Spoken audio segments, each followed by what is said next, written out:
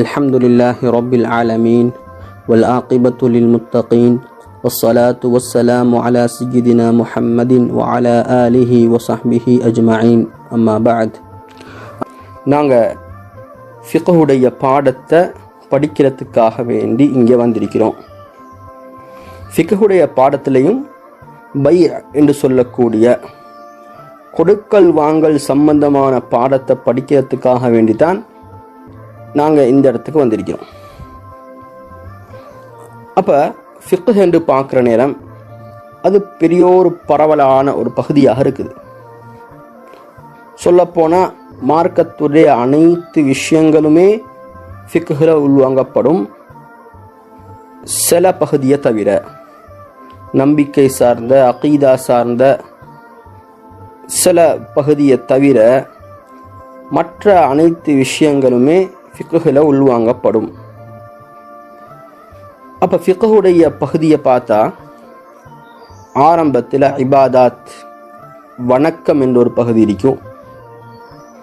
அதுக்கு பின்னால் முஆமலாத் அல்லது பை என்று சொல்லக்கூடிய கொடுக்கல் வாங்கலுடைய பகுதி இரண்டாவதாக இருக்கும்.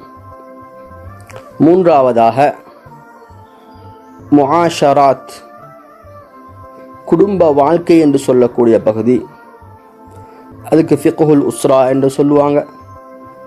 இல்லைண்டா ஃபிக்ஹு அஹ்வாலி ஷக்ஸியா என்று சொல்லுவாங்க. இப்படி மூணு மாதிரி சொன்னாலும் சரி, அது குடும்ப உறவு வாழ்க்கை சம்பந்தமான விஷயங்கள் ஃபிக்ஹுல் உஸ்ரா. அப்போ அதில் தான் திருமணம் சம்பந்தமான விஷயம், தலாக்குடைய விஷயம், இத்தாவுடைய விஷயம், மனைவிக்கு செலவழிக்கிற சம்பந்தமான விஷயம், இப்படி எல்லா அந்த சம்பந்தப்பட்ட விஷயங்கள், குடும்ப வாழ்க்கை சம்பந்தப்பட்ட விஷயங்கள் எல்லாம் அந்த பாடத்துக்குள்ளுக்கு வந்துடும். அடுத்தது கடைசியாக ஃபிக்ஹ் கிதாபுகளில் சொல்லக்கூடிய பகுதி என்னான்னு பார்த்தா ஹுதூத் வல் ஜினாயாத், அல் ஜினாயாத் வல் ஹுதூத்னு சொல்லுவாங்க. ஜினாயாத் என்ற குற்றவியல்கள், ஹுதூத் என்ற அதற்கான தண்டனைகள். அப்போ மார்க்கத்தில் சில குற்றங்களை நிர்ணயிக்கப்பட்டிருக்குது. இந்த குற்றங்கள் எல்லாம் இது பாரிய குற்றங்கள், அதற்குரிய தண்டனைகள், அந்த குற்றங்களை செஞ்சால் அதற்குரிய தண்டனைகள் இது என்று சொல்லி ஒரு பகுதியை பிரிப்பாங்க. அப்போ இப்படி 4 வகைகளாக ஃபிக்ஹ் கிதாப் பிரிக்கப்பட்டிருக்கும். அப்போ இபாதாத் என்று சொல்லக்கூடிய பகுதி உள்ளுக்குத்தான், தஹாரத் என்று சொல்லக்கூடிய சுத்தம் சம்பந்தமான பகுதி இபாதாத்துக்குள்ளுக்கு தான் வரும். ஏன் அது இபாதாத்துக்குள்ளுக்கு வருதுன்னு சொன்னால், இபாதாத்துகள் அது இல்லை, எந்த ஒரு இபாதத் எடுத்தாலும் சரி, எல்லா இபாதத்துகளுமே சுத்தத்தோட தங்கி இருக்குது. சுத்தம் செஞ்சாதான், சுத்தமாக இருந்தால் தான் இபாதாத்துக்குள்ளுக்கு போகலாம் என்ற ஒரு அமைப்பு மார்க்கத்தில் இருக்குது. அப்போ நாங்கள் என்னுடைய இந்த பாடத்தில் நாங்கள் படிக்க போகிறது இதை பற்றின்னு சொன்னால், பை என்று சொல்லக்கூடிய முஆமலாத் என்று சொல்லக்கூடிய கொடுக்கல் வாங்கலுடைய பகுதியை தான் நாங்கள் படிக்க போகிறோம். பை என்று சொல்கிறது அரபுல வியாபாரம் என்பதற்கு பாய்க்கக்கூடிய வார்த்தை என்னன்னு சொன்னால் பை என்ற வார்த்தையை பாய்ப்பாங்க. ப யா ஐன் அல் பை என்று சொல்லக்கூடிய வார்த்தையை பாய்ப்பாங்க. பை என்று சொன்னால் அதற்கு அர்த்தம் என்னன்னு பார்த்தா உலமாக்கள் சொல்கிறாங்க, முகாபலத்து ஷைஇன் பிஷை, ஒன்றை கொடுத்து இன்னொன்றை பரிமாறிக்கொள்வது, ஒன்றை கொடுத்து இன்னொன்று எடுத்துக்கொள்வது. அப்போ இதுதான் பை என்ற வார்த்தையுடைய அர்த்தம்.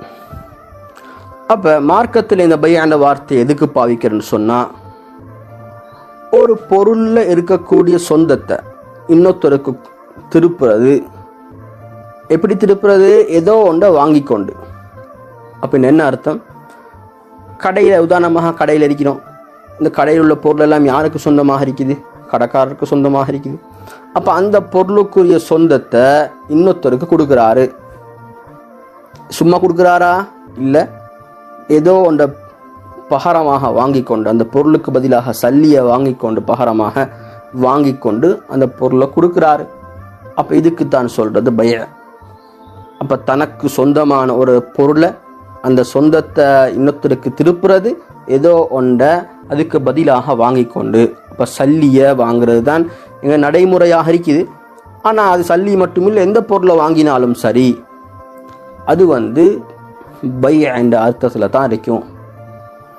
அப்போ ஒருத்தர்கிட்ட ஒரு வீடு ஒன்று இருக்குது, தனக்கு சொந்தமான வீடு. அப்போ இந்த வீட்டுடைய தன்னுடைய சொந்தத்தை, தன்னுடைய உரிமையை இன்னொருத்தருக்கு மாத்துறாரு, இன்னொருத்தருக்கு கொடுக்குறாரு. கொடுத்துட்டு அதுக்கு பதிலாக அவர் பணத்தையோ அவற்றிருந்து ஏதோ ஒன்றை வாங்குறாரு. இதுக்கு தான் சொல்றது பை என்பதாக. சரி, அப்ப இந்த பைய மார்க்கம் இந்த பைய வலியுறுத்துதா, எங்களுக்கு அனுமதிச்சிருக்குதா, குர்ஆன் இதுக்கான ஆதாரங்கள் இருக்குதா என்று பார்த்தா அல்லாஹு தாலா குர்ஆன்ல இந்த பைய ஹலால் ஆக்கினதுக்கான ஆதாரம் குர்ஆன்ல இருக்குது. அல்லாஹு தாலா குர்ஆன்ல சொல்றான், அஹல்லல்லாஹுல் பைஅ வ ஹர்ரமர் ரிபா.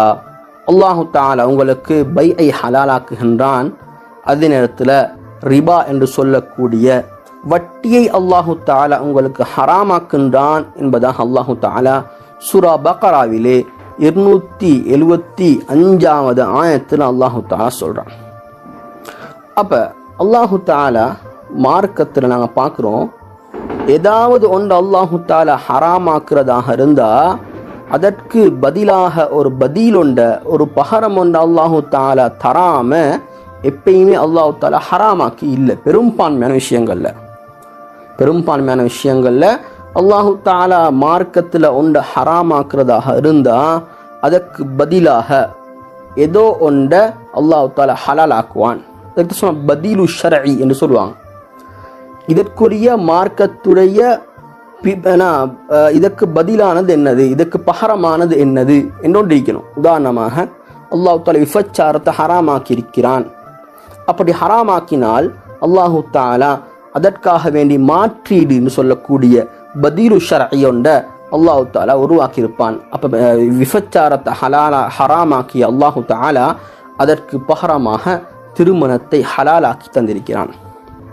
அதே போல வட்டியை ஹராமாக்கி இருக்கிறான். வட்டியால் நீங்க கொடுக்கல் வாங்கல் செய்யவானா, அப்படி ஹராமாக்கி அல்லாஹு தாலா அதே ஆயத்தில் சொல்றான், உங்களுக்கு வியாபாரத்தை ஹலாலாக்கி இருக்கிறேன், அதால நீங்க பொருளீட்டல் செய்யுங்க, அதால நீங்க ஆதாயங்களை அடைங்க, உங்களோட தேவைகளை பூர்த்தியாக்குங்க, நீங்க ஹராத்தின் பக்கம் திரும்ப வேண்டாம், வட்டியின் பக்கம் திரும்ப வேண்டாம் என்று சொல்றான். அப்ப வட்டியை ஹராமாக்கி வியாபாரத்தை அல்லாஹு தாலா ஹலாலாக்கி இருக்கிறான்.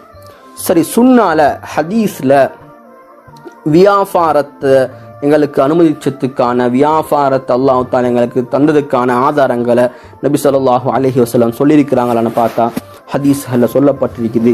நபி ஸல்லல்லாஹு அலைஹி வஸல்லம் சொல்றாங்க, ஜுபைர் இப்னு அவாம் ரலியல்லாஹு தஆலா அன்ஹு அவங்க அறிவிக்கிறாங்க, லஅய்யஹுத அஹதுக்கும் ஹப்லஹு, உங்களில் ஒருவர் தன்னுடைய கயிறை எடுத்துக்கொண்டு ஃபயத்தி பிஹுஸ்மத்தில் ஹபபி அலா ظهரிஹி, தன்னுடைய முதுகின் மீது ஒரு விறகு கட்டை எடுத்துக்கொண்டு வருகிறார். விறகு ஒன்று சேர்த்து அதை அப்படியே கட்டி முதுகில் எடுத்துக்கொண்டு வருகிறார். ஃபயபீஉஹா, அதை எடுத்துக்கொண்டு விற்று தனக்கு தேவைகளை நிறைவேற்றிக் கொள்கிறார். ஃபயகுஃபுல்லாஹு பிஹா வஜ்ஹஹு, அல்லாஹு தஆலா அந்த அவரு சம்பாதிச்ச அந்த சல்லியின் மூலமாக, அந்த வியாபாரத்தில் அவர் சம்பாதிச்ச சல்லியின் மூலமாக அவருடைய முகத்தை அல்லாஹு தஆலா தடுத்துக்கொள்ற எண்ணத்திலையும் தடுத்துக்கொள்வது, மக்கள்கிட்ட யாசிப்பதை விட்டும் தடுத்துக்கொள்வது, ஹைருன் லஹு, அவருக்கு சிறந்தது, மின் ஐயஸ்அலஹுன் நாஸ், மக்கள்கிட்ட யாசிப்பதை விடவும். அத்தூஹு, ஒன்று அவர் யாசிக்கிற நேரம் மக்கள் கொடுக்கலாம், ஓ மனஊஹு, அல்லது கொடுக்காமல் தடுத்துக்கொள்ளலாம். அப்ப மக்கள்கிட்ட போய் யாசிக்கிற நேரம் மக்கள் ஒரு நேரம் அவர் கேட்கிறத கொடுக்கலாம் அல்லது கொடுக்காமலும் இருக்கலாம். அப்ப இப்படி அவர் கேவலப்படுறதுக்கான வாய்ப்பு இருக்குது. அதனால இப்படி அவர் யாசிக்கிறத விட்டுட்டு அவர் தான் சம்பாரிச்சு, அது விறகு வித்து சரி, காட்டுக்கு போய் விறக வெட்டி சரி, அந்த விறக வித்து சரி சம்பாதிக்கட்டும், அவர் மக்கள்கிட்ட யாசிப்பவராக இருக்க வேண்டாம் என்பதாக நபி ஸல்லல்லாஹு அலைஹி வஸல்லம் அவங்க சொன்னதாக ஹதீஸ்ல பதிவாக இருக்குது. அன்பானவர்களே, இந்த ஹதீஸ்ல இருந்தா நாங்க விளங்க வர விஷயம் என்னன்னு கேட்டா, மக்கள் வியாபாரம் செஞ்சோ ஏதோ ஒரு வகையில பொருளீட்டல் சம்பாதிச்சு தன்னுடைய தேவைக்காக வேண்டி, தன்னுடைய பொருளாதாரத்துக்காக வேண்டி அவன் சம்பாதிச்சு அவனுடைய தேவையை பூர்த்தியாக்கி கொள்ளணும். மாற்றமாக மக்கள்கிட்ட யாசிக்க கூடாது. அப்போ நாங்கள் பார்த்தோம், குர்ஆன்ல அல்லாஹு தாலா வியாபாரத்தை அனுமதிச்சு ஹலாலாக்கி வரவேற்று அல்லாஹு தாலா பேசுகிறான். அதே மாதிரி ஹதீஸ்லையும் நபி ஸல்லல்லாஹு அலைஹி வஸல்லம் அவங்களும் இந்த வியாபாரம் கொடுக்கல் வாங்கலை அனுமதிச்சு ஹலாலாக்கி பேசியிருக்கிறாங்க. அப்போ அந்த வியாபாரம் என்ன செய்யணும்? மார்க்கம் சொல்லப்பட்ட முறையில் அமையணும். அப்போ இப்படி இந்த வியாபாரம் நடக்கிற நேரம் யாருமே என்ன செய்யக்கூடாது? ஏமாற்றத்தில் புலக்கூடாது, யாரும் மோசடிக்குள்ளாகக்கூடாது.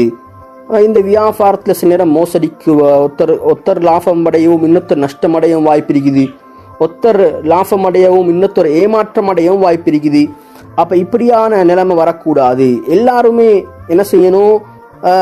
மோசடிக்கு உள்ளாகாம அவங்க ஏமாற்றம் அடையாம இருக்கணும் என்பதற்காக வேண்டித்தான் மார்க்கம் என்ன செய்து ஒரு வியாபார முறையை அறிமுகப்படுத்துது.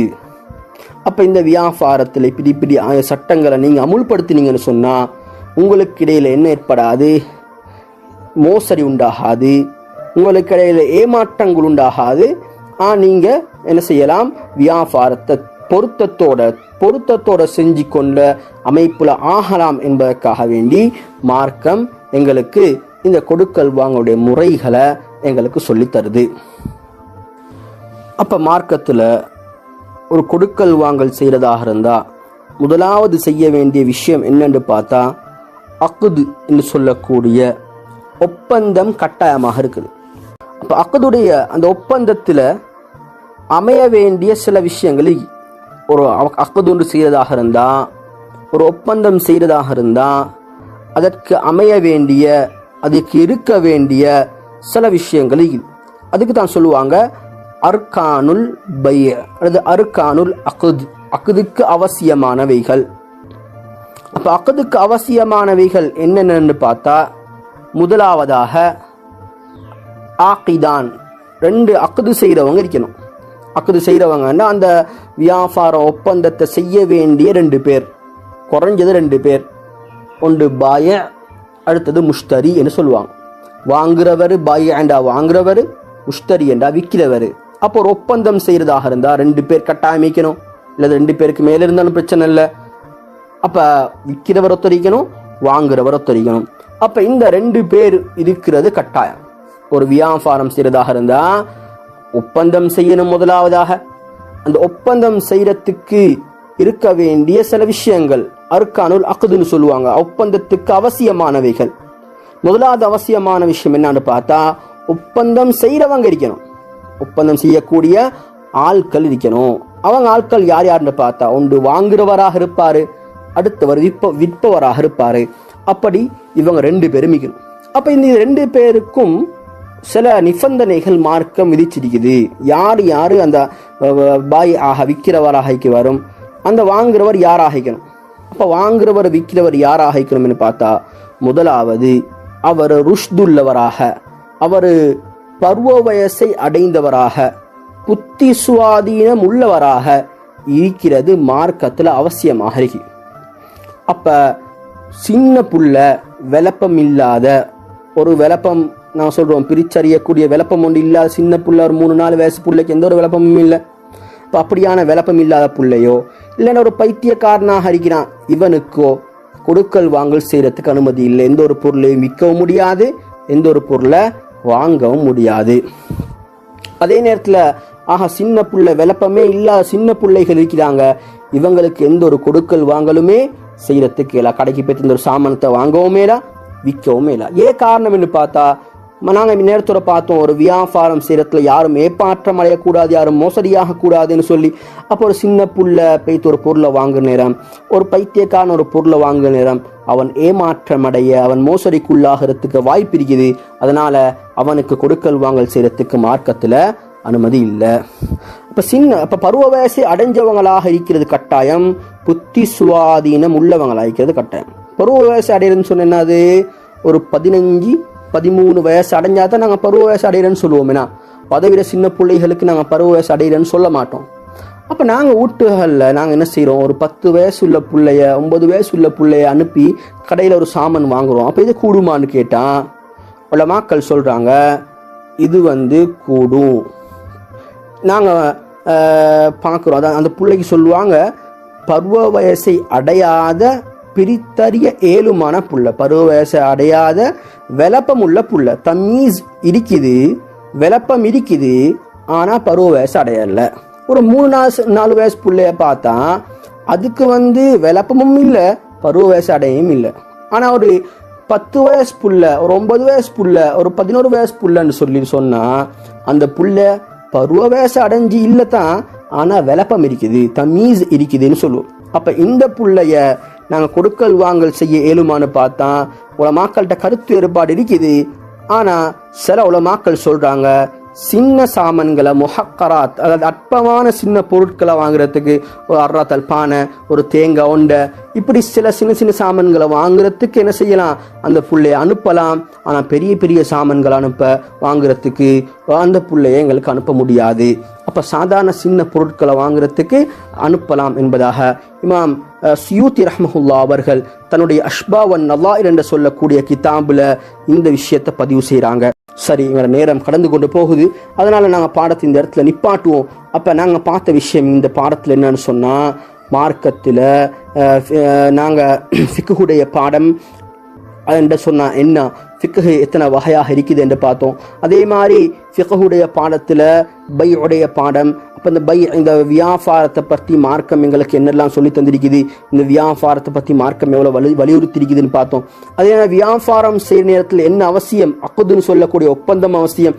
அந்த ஒப்பந்தத்தில் இருக்க வேண்டிய முதலாவது விஷயம்தான், கொடுக்கல் வாங்கல் செய்கிறவங்க அவங்களில் இருக்க வேண்டிய முதலாவது விஷயம்தான் ருஷ்துன்னு சொல்லக்கூடிய அவங்க பருவ வயசு அடைஞ்சவங்களாகவும் அவர்கள் விளப்பம் உள்ளவர்களாகவும் இருக்கிறது அவசியம் என்றதை நாங்கள் பார்த்தோம்.